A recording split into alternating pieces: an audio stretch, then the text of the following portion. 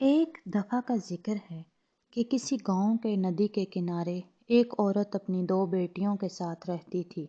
دونوں بیٹیاں بہت خوبصورت تھیں، لیکن ہر وقت ایک دوسرے سے لڑتی جھگڑتی رہتی تھیں۔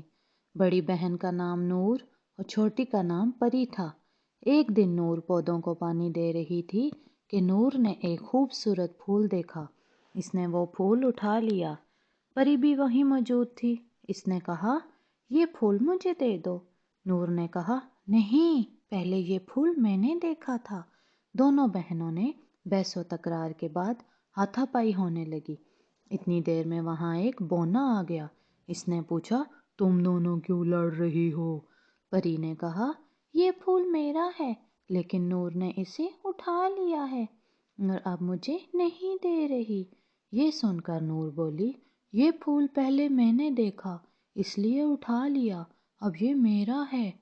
بونے نے وہ پھول نور سے لیا اور بولا، یہ پھول تم دونوں میں سے کسی کا نہیں ہے۔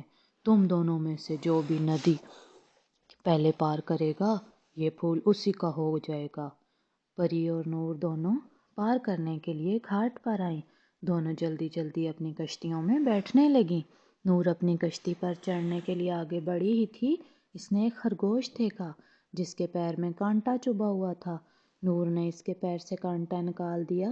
جیسے ہی اس نے اس خرگوش کے پیر سے کانٹا نکالا، خرگوش نے ایک طرف اشارہ کرتے ہوئے کہا، تم یہ چپو لے لو، تم اس سے جلدی ندی پار کر لو گی۔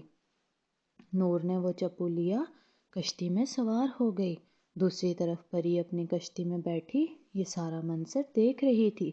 اس نے زمین سے پتھر اٹھایا، خرگوش کو دے مارا۔ پتھر لگتے ہی خرگوش تکلیف سے بلبلا اٹھا۔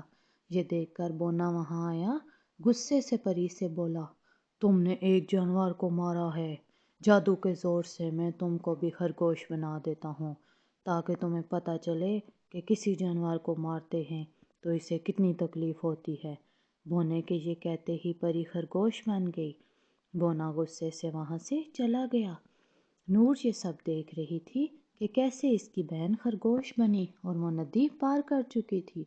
وہ فوراً واپس آئی، بونے کا پیچھا کر کے اس کے پاس پہنچ گئی اور کہا، بونے بھائی رکو۔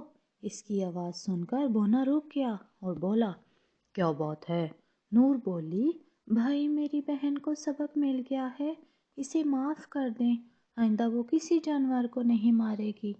خرگوش نور کے ساتھ پری کے پاس واپس آیا اور اس پر منتر پڑھ کر پھونکا۔ وہ دوبارہ خرگوش سے انسان بن گئی، جبکہ بونا یکایک اس کی نظروں سے غائب ہو گیا۔ نور پری کے ساتھ واپس گھر آ گئی۔ انہوں نے دیکھا کہ بونے نے پھول وہیں ڈال دیا تھا۔